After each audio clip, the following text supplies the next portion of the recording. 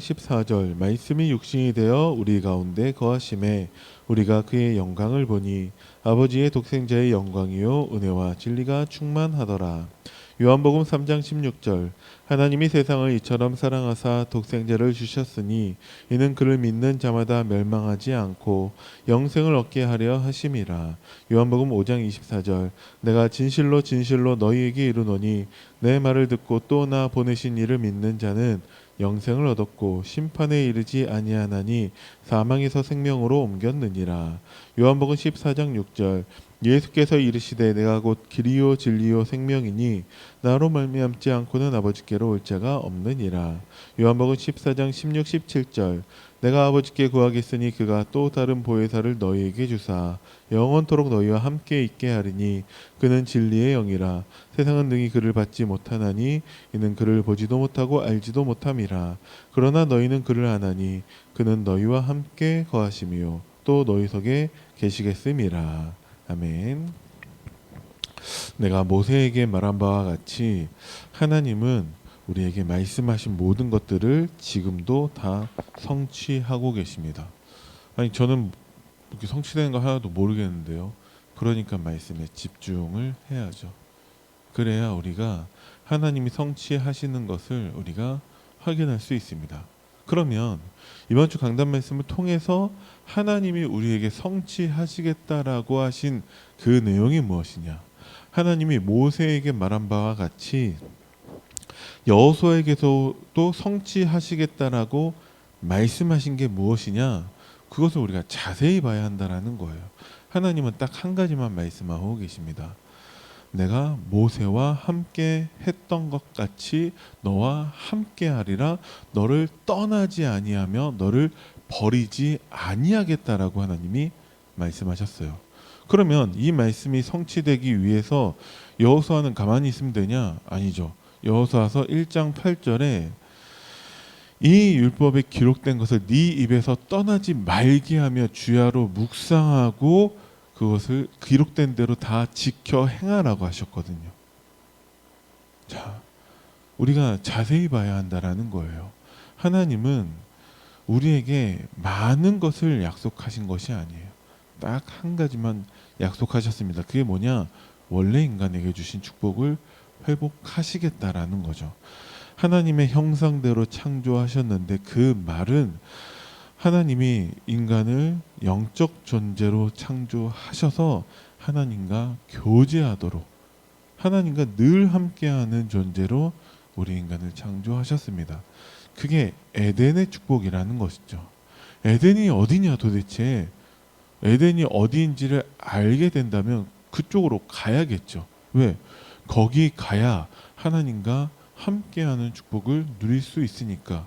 왜 이스라엘 백성들이 목숨 걸고서 저 가나안 땅에 가려고 하고 있냐? 하나님과 함께하기 위해서라는 거예요. 그것이 그리스도가 오실 땅이기 때문에 그렇다라는 거죠. 아니 그리스도가 오면 왔지. 그게 우리랑 무슨 상관이냐? 그리스도가 유일하게 하나님 만나는 길이 되신다라는 것입니다. 그래서 하나님 떠난 사람들에게는 오직 그리스도 말고는 답이 없는 거예요. 어떤 답이냐?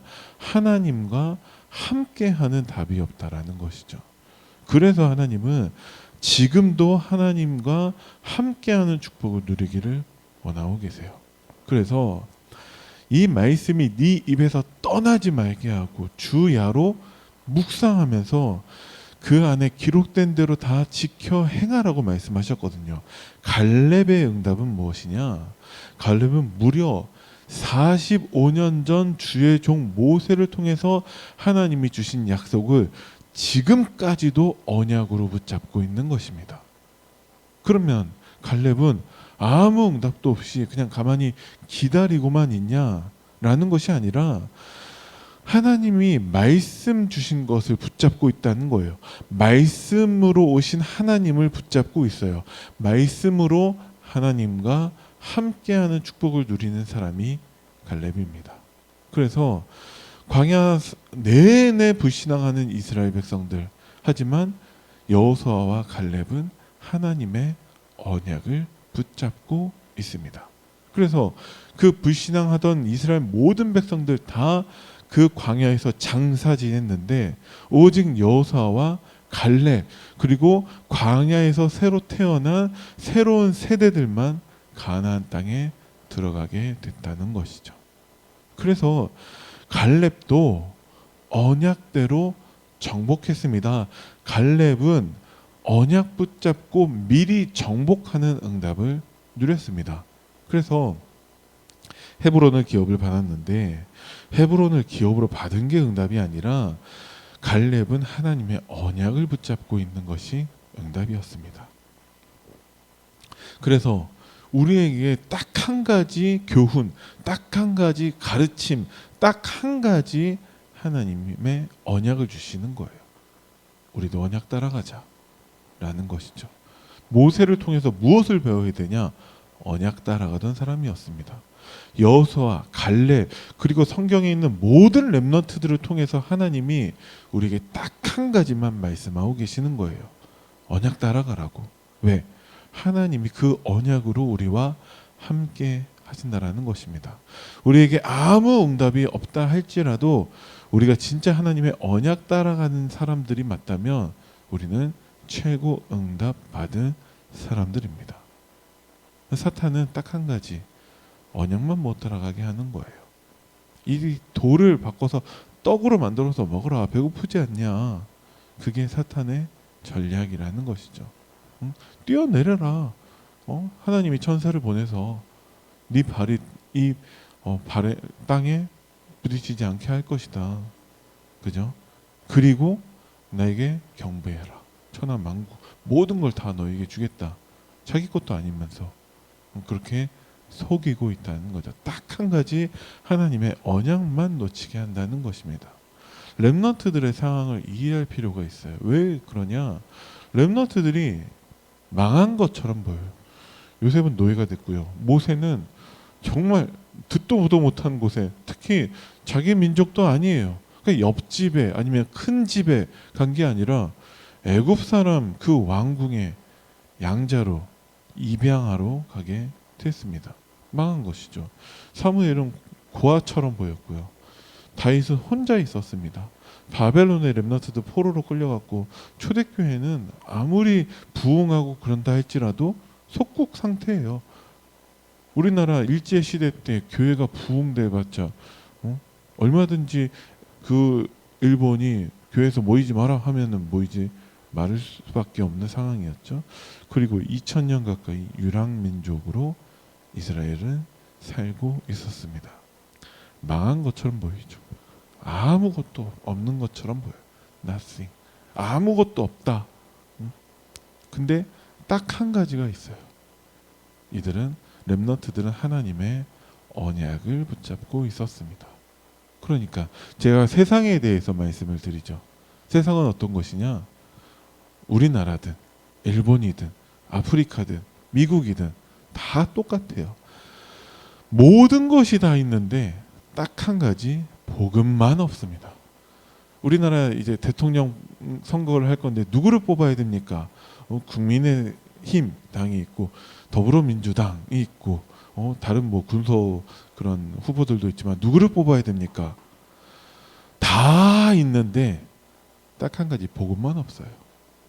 그죠? 그럼 여러분들이 하나님 복음과 교회를 위한 대통령 후보가 선출되게 해주세요. 기도하시면서 뽑으시면 됩니다. 뭐 어차피 다 똑같으니까. 결국은 다 있는데 딱 한 가지 복음 하나 없어요. 그래서 망하는 거예요. 렘넌트들 아무것도 없는데 딱 한 가지 언약만 붙잡고 있습니다. 그래서 그 다 있는데 복음 없는 세상을 살리게 되죠.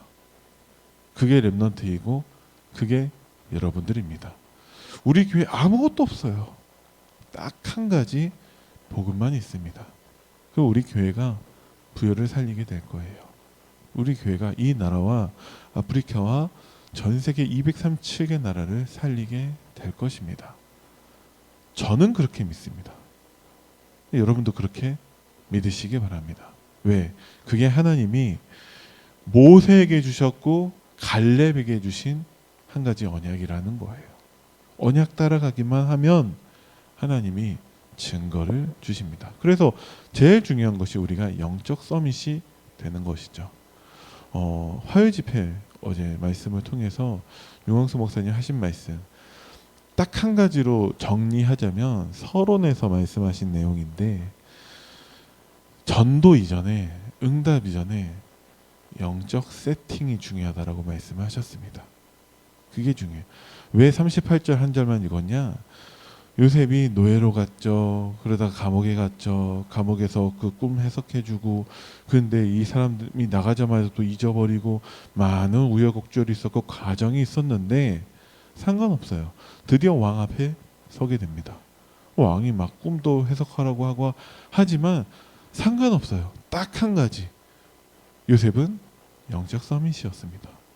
왕 앞에 서니까 하나님이 갑자기 영적 서밋으로 세우신 게 아니라 원래 영적 서밋이었어요. 왜? 노예처럼 보였지만 언약 가진 자였습니다. 여호와께서 요셉과 함께 하심으로 요셉은 형통한 자가 되었어요. 요셉은 하나님과 함께하는 사람이었습니다. 우리가 붙잡은 복음은 완전한 복음입니다. 그래서 그리스도께서 십자가 죽으심과 부활하심으로 모든 문제를 다 끝내셨어요. 왜 이것을 우리가 누리지 못하냐?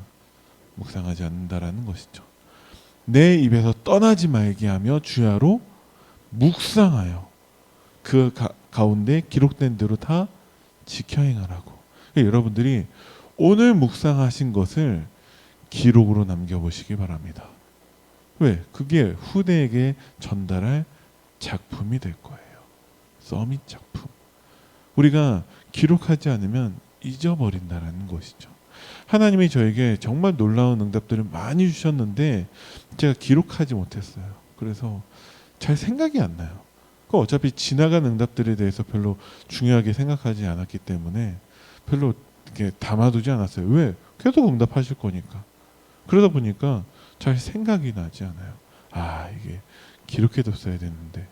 제가 아는 어떤 목사님이 만나기만 하면 제일 먼저 사진부터 찍으세요. 그래서 뭐 보자마자 뭐 사진부터 찍냐. 오늘 내가 누구를 만나고 무엇을 했는지에 대해서 기록하지 않으면 다 잊어버린다고. 그래서 그분은 아무것도 아닌 거라도 일단은 사진을 찍어서 기록을 한대요. 너무 좋은 습관이죠. 그래서 하나님이 이렇게 응답하셨구나. 얘들아 이거 봐봐라. 하나님이 이렇게 응답하셨다. 증거가 된다는 것이죠. 한번 도전해 보시기 바랍니다. 자, 우리는 증거를 남겨야 돼요. 어떤 증거냐? 하나님이 우리에게 주신 증거는 하나님이 우리와 함께 하신 것입니다. 나 혼자 있어도 하나님은 우리와 함께 있어요. 그래서 어디서든지 살아남을 수 있습니다. 아무것도 없어도 상관없어요. 왜? 하나님이 함께 하시니까. 차라리 아무것도 없는 상태가 될 필요도 있어요. 왜? 그래야 하나님이 나와 함께 하시는 것을 우리가 체험할 수 있습니다. 그래서 우리에게 서밋타임은 무엇이냐? 필요 없는 것을 버리고, 그죠? 하나님의 언약만 붙잡고 기도하며 기다리는 것이다라고 지난주 말씀을 하셨습니다. 필요 없는 것을 버려야 한다니까요. 우리가 제가 말씀드렸지만 컵에 우유가 있으면 마시죠. 컵에 물이 있으면 마시죠. 근데 그 누가 우유와 물을 섞어놨다면 그거 맛보고 마실 사람은 없어요. 아무리 갈증이 나도 그 이상한 것을 마시는 사람은 없어요. 그래서 물을 버리든지 우유를 버리든지 한 가지만 남게 해야 한다는 거죠. 복음 말고 다른 모든 것들을 다 버려야 됩니다. 하나님이 우리와 함께 하시는 것 말고 우리는 다 버려야 한다는 것이죠. 나 혼자 있어도 하나님 함께 하시기 때문에 어디서도 우리는 살아남을 수 있습니다. 모든 사람 속에서, 모든 것 속에서 하나님은 우리와 함께 하십니다. 이것을 누리는 것이 렘넌트입니다. 그런 우리를 하나님이 지도자로 세우실 거예요. 그래서 우리가 조금만 우리는 수준을 높여야 됩니다. 어느 정도로 237과 통할 수 있는 사람으로. 그런데 자, 여기에서도 속으면 안 돼요. 237과 통한다라는 것은 우리가 영어를 해야 된다는 게 아니에요. 우리가 박사가 되어야 한다는 얘기가 아니에요. 세상은 어떤 것입니까? 237 공통적인 특징은 다 있는데 복음 하나 없는 것입니다. 그래서 그 복음만 237을 살릴 수 있다라는 거예요. 그래서 오직 복음대라는 것이죠. 그게 우리의 수준을 높이는 것입니다. 우리가 암만 노력해봤자 우리가 세상에서 아무리 성공하고 우리가 정말 막 병에서도 낫고 막 우리가 어떤 문제든 다 해결하고 한다 할지라도 복음 없으면 아무 소용 없어요. 그래서 어떤 수준이 되어야 되냐? 모든 사람이 죄를 범하였음에 하나님의 영광에 이르지 못하더니, 그러면 죄 문제만 해결하면 하나님의 수준에 이룰 수 있다는 거죠. 하나님의 영광에 이르게 된다는 것입니다. 그러면 그게 뭐죠? 하나님처럼 된다는 게 아니라 성령 충만을 말하고 있는 것입니다. 그러니까 우리의 수준이 24시 365일 성령 충만이 되어야 한다는 것이죠. 근데 하나님이 약속하신 게 뭐죠? 몇 날이 못 되어 약속하신 것을 받을 건데 그게 성령의 충만이라는 것이죠. 그게 우리의 수준입니다. 그래야지만이 치유할 수 있죠. 그것이 썸이신 것입니다. 그러니까 우리가 할 게 한 가지밖에 없어요. 하나님과 함께하는 축복을 누리면 됩니다. 하나님의 언약을 붙잡으면 됩니다. 하나님은 그 언약을 성취하실 건데 우리에게 성령으로 충만하게 하실 거예요. 너희 발바닥으로 밟는 곳은 다 너희에게 주었노니, 우리의 땅이 어디입니까?